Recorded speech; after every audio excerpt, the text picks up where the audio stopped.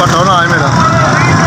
मैं गड्डियां तराजू पालना, रिपेयरिंग का काम करना, बस गुजारा हो जाता। 700-800 दिहाड़ी लग जाती। SVS मेरे माड़े बंदे घर से कदे राशन पुजा, अल्लाह तुहाड़ी खैर। मोहम्मद बन रोड पर गत्ते फैक्ट्री लगा, 400-500 रुपये कमाना। 4 बेटियां मेरी, 400-600 रुपये कमाई। SVS अल्लाह का बड़ी मेहरबानी तक मैंने राशन पहुँचाया। मोहम्मद जवेद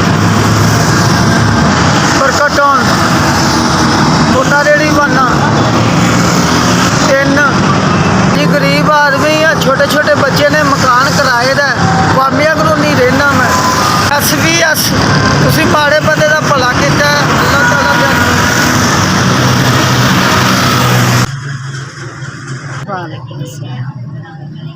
मेरा नाम आसिया परवीन।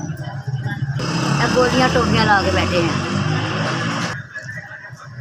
बेटे। मेरा मियाँ फौत हो गया तो मैं रोज़ी दी जगह सिलसिला बनाया। 5 मेरिया बेटियां ने, 1 मेरा पुत्र है।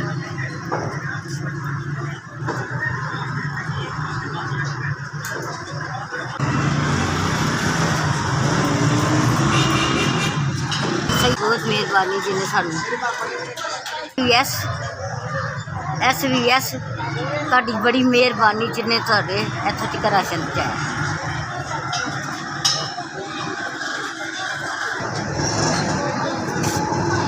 मेरा नाम नईम अब्बास है जी। तो मैं बच्चियां से राशन लैन आया।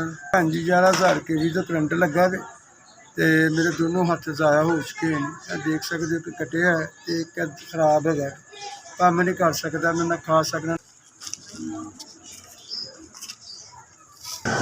SVS अस्सलाम वालेकुम राशन दिता है। अल्लाह पाक तुहानू जिंदगी और तंदुरुस्ती देवे। तुहाडी सारी जिंदगी